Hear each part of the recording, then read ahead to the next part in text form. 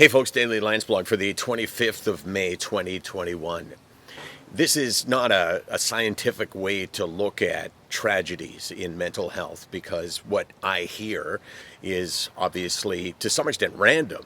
But I have heard more tragic stories in the last 2 months, 3 months than I've ever heard before.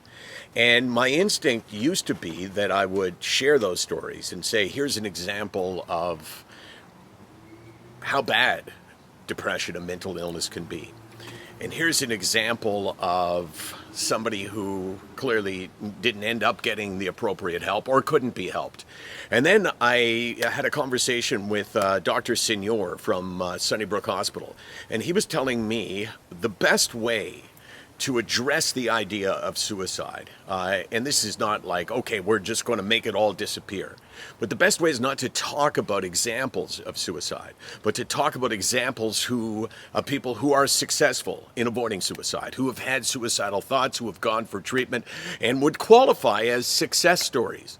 So when I heard this latest story from my community a couple of days ago, my instinct was to tell the story of this person.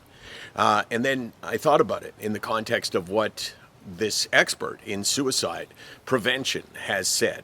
Don't talk about examples of people took their lives because that can be really damaging. And it's not like it places ideas in people's minds, but it certainly creates an acceptability to it when you talk about it. And the idea is to talk about the opposite of people who have had those thoughts and maybe people who have attempted suicide but failed and lived to be able to say, I am so glad that I'm still alive. Sick.weak.com, 24 hours a day, 364 days a year. Why are we here, Case? I thought it was 350. Oh, right.